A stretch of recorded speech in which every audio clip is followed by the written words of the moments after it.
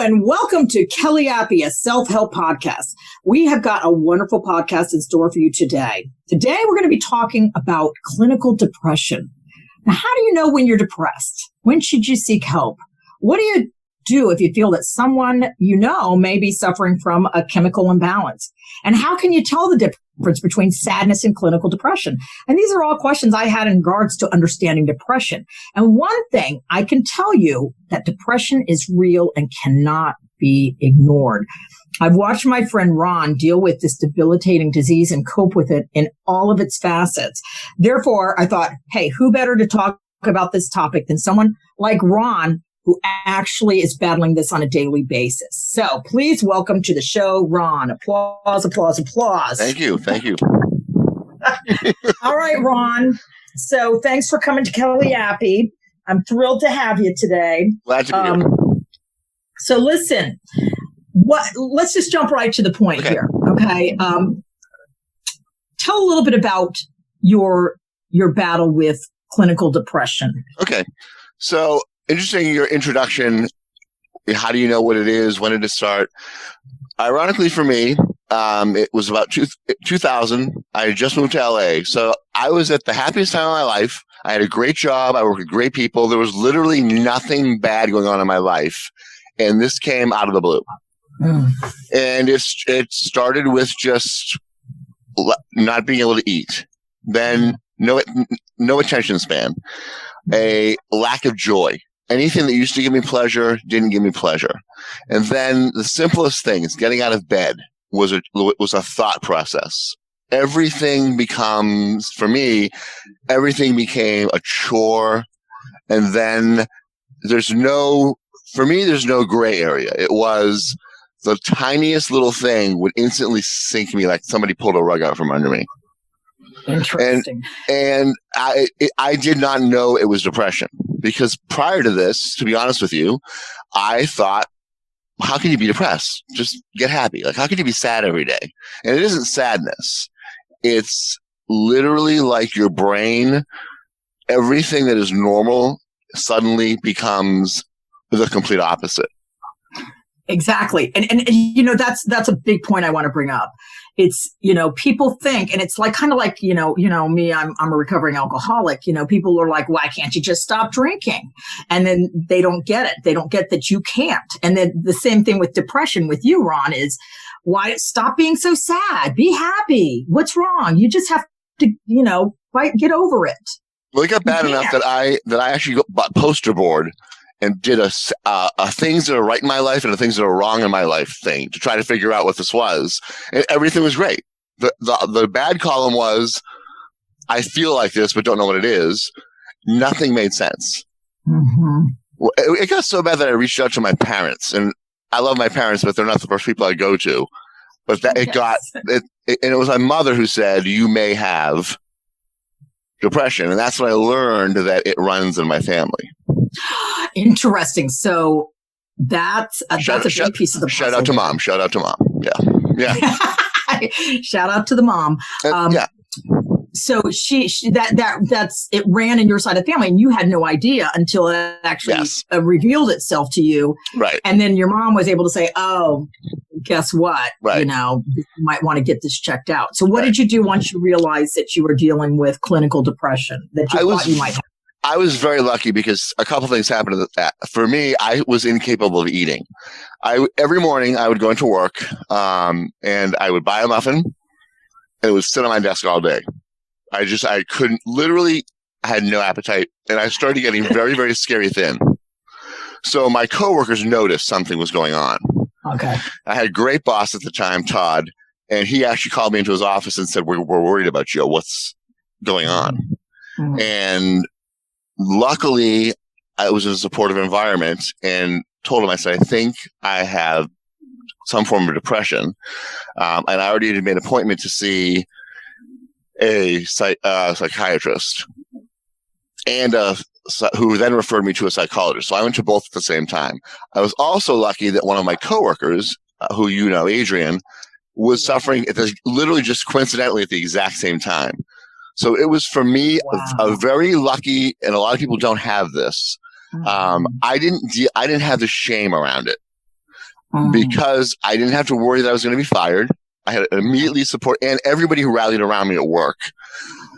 And I showed up for work every day because of that. And at least I knew I had a family that I now realize had some experience with it. So the stuff I got to deal with was my stuff without all the external stuff that most people have to deal with. And luckily, I just happened to find, the psychiatrist is easy who worked with me. Finding a talk therapist was the harder part, which we can talk about after. But I will tell you, the thing that I had to get over was the feeling weak because I had to do an antidepressant.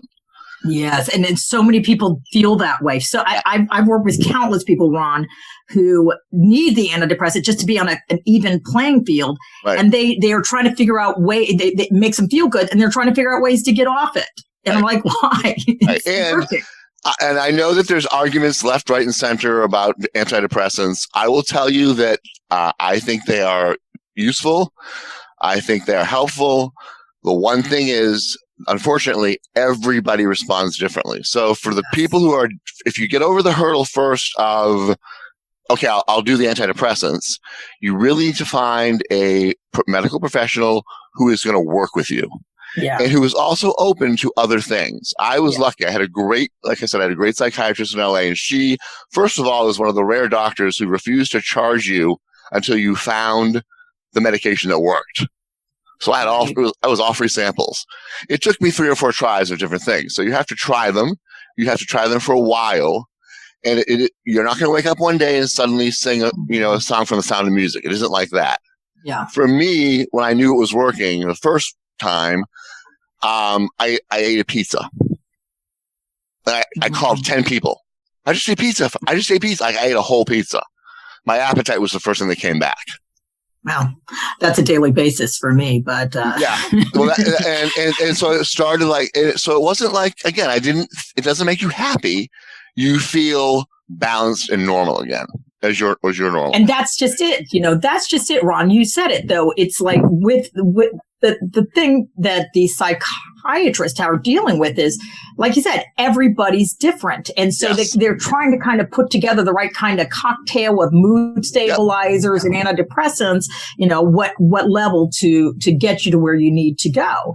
And you got to kind of just be patient with the process while it's happening and understand that, and be honest with your psychiatrist so they know what's going on. Exactly. It insists upon a psychiatrist is going to let you be interactive in the process. Yes. Who's going to talk to you. There are psychiatrists who just whatever drug everybody does, they'll start with. She did not do that. When she took me through sort of all the options, I felt like I really had options at my fingertips.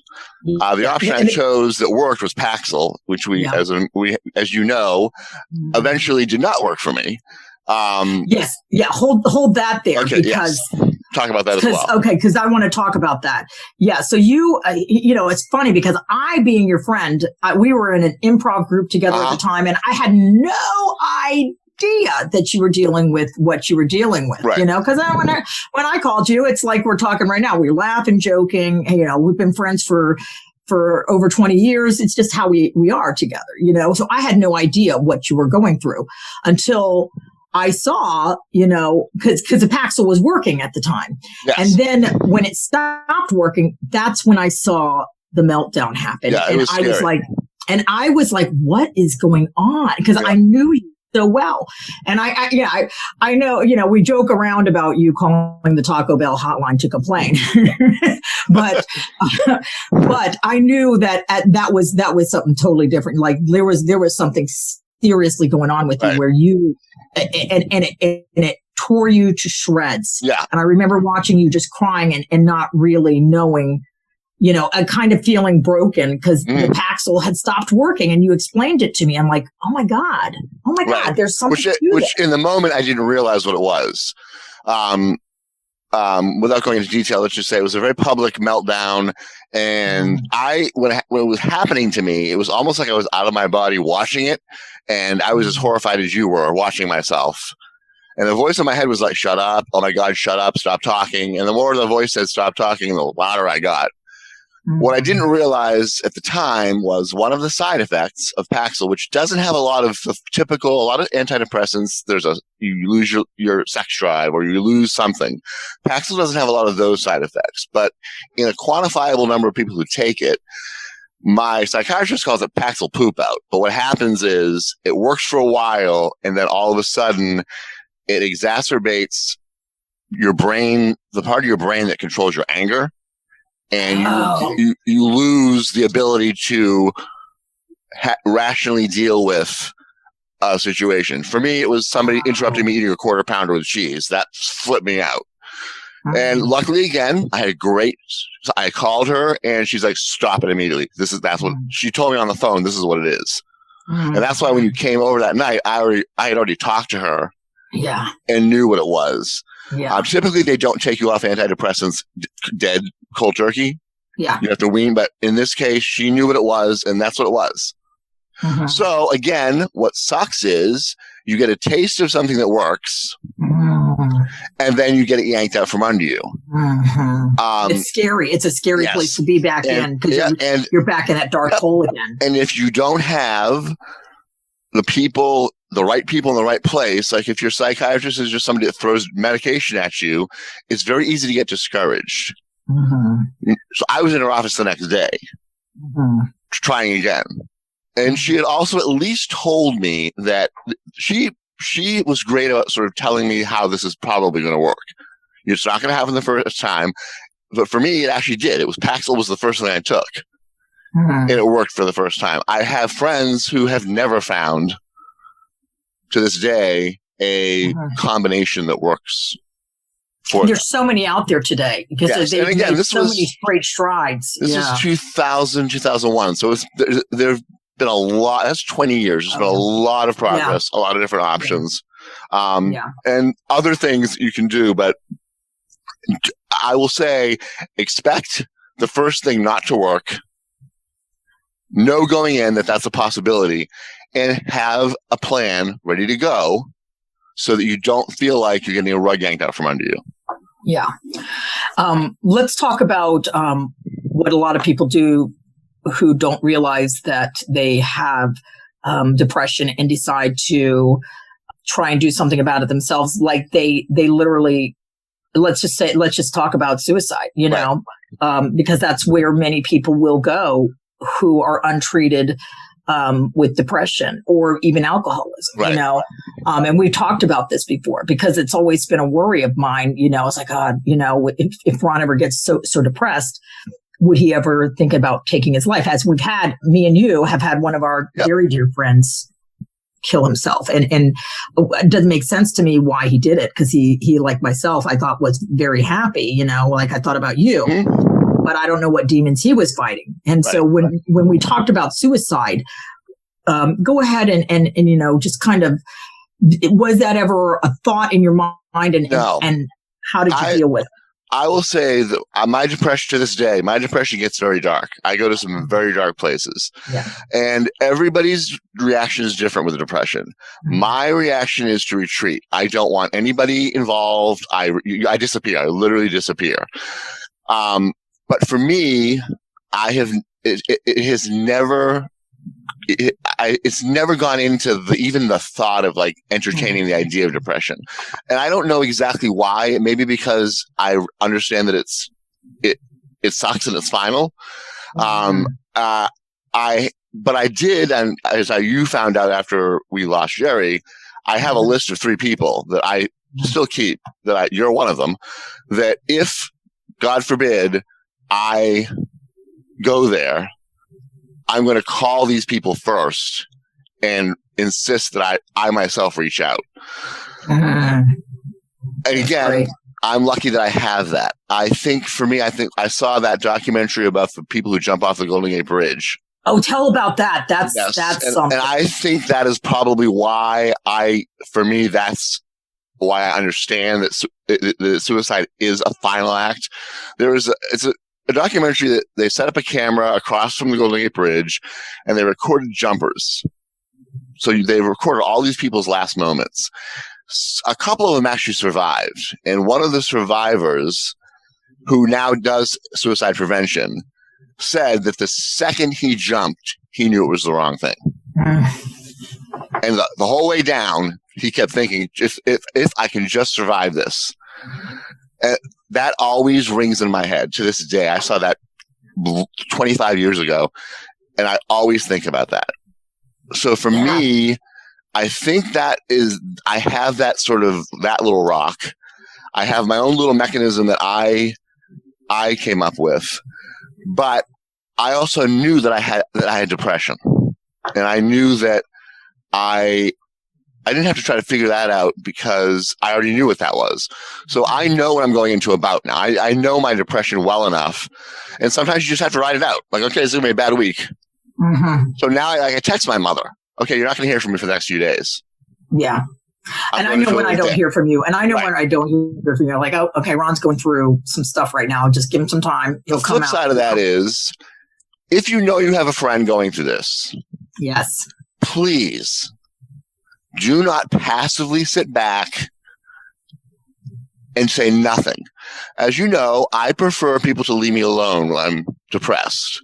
But I also like that the people who know me know that I'm in that, so that you don't get a call one day, oh, Ron is no longer with us. Mm-hmm. So my friends know not to bother me all the time, but just letting somebody know that you're there for them. Like, hey, if you're going through this again, just do me a favor, call me. That conversation does not happen nearly as much as it needs to, because either the person's oblivious to, and some people hide their depression very, very well, or people don't want to bother somebody, or somebody who has depression is not the nicest person to deal with when they're in their depression. I think friends don't know what to do, and right. Friends kind of, and it's kind of, and that's one thing I was just getting ready to touch on. So you kind of went there for me, because it's like when you see somebody you love going through clinical depression, you don't get, they can't help it. They really can't help it. They're, and you're helpless at that point to do anything other than, pray for them. And like you said, what else could you do? You just reach out to them and let them know, hey, I love you. I'm thinking about you. Is there anything else you can think to tell a friend to do if they got a loved one going through this? Yeah, I think as a minimum, again, if you suspect something is wrong, at least say something. Mm-hmm. Even if it's just a reaching out to somebody, the most innocuous way you can possibly reach out to them. Mm-hmm. Even if in the moment they don't realize that it means something, like I said, I don't reach out to my parents very often, but once I figured out what it was, the fact that I knew I called my mother and she didn't turn into judgy mom, she actually was helpful. That little thing said in my head, okay, if this gets bad, you actually can call her, and it won't be a problem. I knew I could call, it wouldn't be a problem. If somebody at least knows they have a person that they can at least be responsible to, and that's, I think, what I look at it as. I feel like if I was to, God forbid, do something final, I have people that have reached out to me that gave me a lifeline that I would not be returning the favor by just ending it all without reaching back out. Yeah. When you find yourself going through your depression phases, even though are you on medicine right now?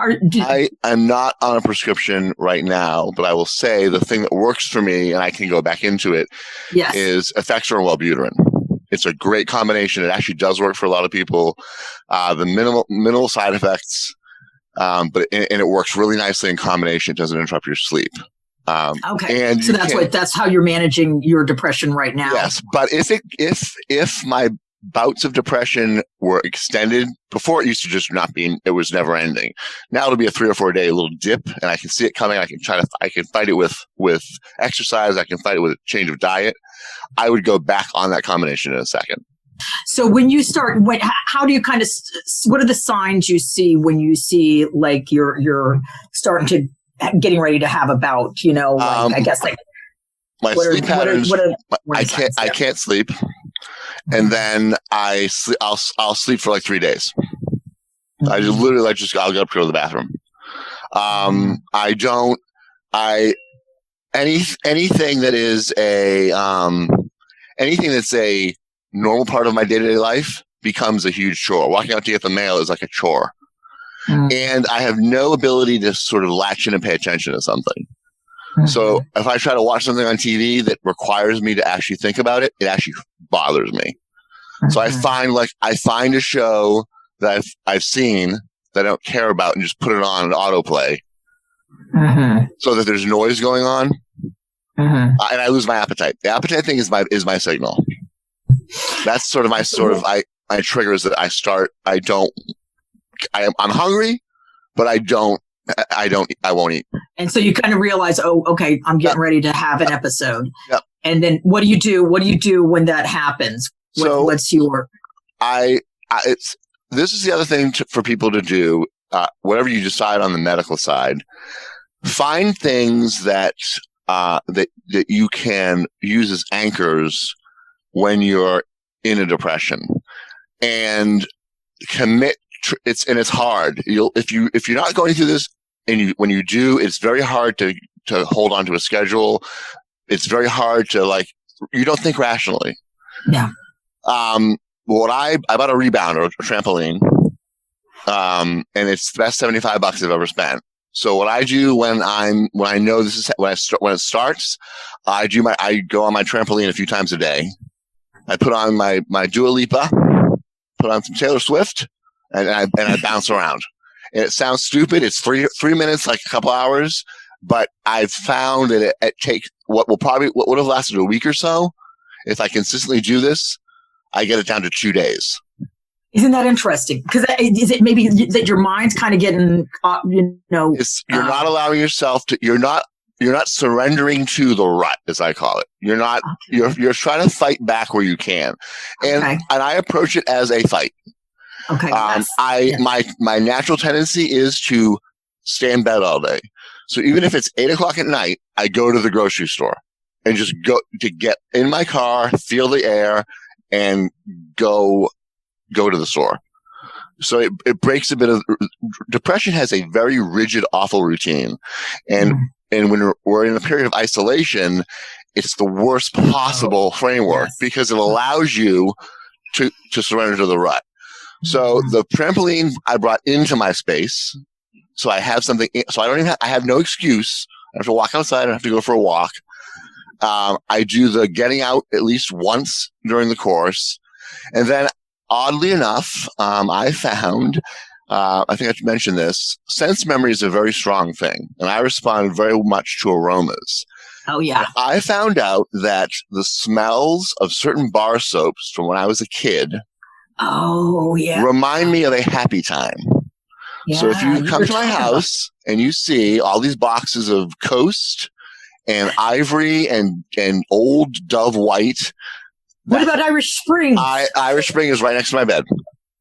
So they were all the soaps that we used to use as a kid. And for some reason, the tactile feeling of holding the bar of soap and the smell of it actually moves me into a place where I actually feel like hope. It's the craziest thing. No, I don't think it's crazy at all. It's the fascination of the brain. It's kind of the brain, the other senses taking over the depression. That's awesome. I read an article. There was an article at the beginning of the pandemic about Ivory soap, and is it really soap? Because people were wondering why the soap kills the virus. And as I was reading the article, the smell of Ivory soap was in my brain. Huh. And it's because Ivory has a very distinct smell. And I found myself in a really good mood just from the memory of the smell. So I went to Target that night, and you can buy it's a brick of therapy for $3.99. It's the cheapest therapy in the world. And I came home, and honest to God, it was like this revelation. Oh my God. I got to go buy Ivory now. I really do. It sounds stupid, but I know exactly why. It was a period of my life that was very happy. I had a great childhood. And it instantly brought me back. And then I went out and I bought the other stuff that sort of rounds. So I literally sit there and sniff soap bars, and it does, it works. And it's not just the sniffing the stuff; it's the touching, the tactile. Part too. Yeah. I found that if you can involve two senses, and again, it pulls your brain back from because the depression is your brain chemistry fighting against you. And I personify it that way.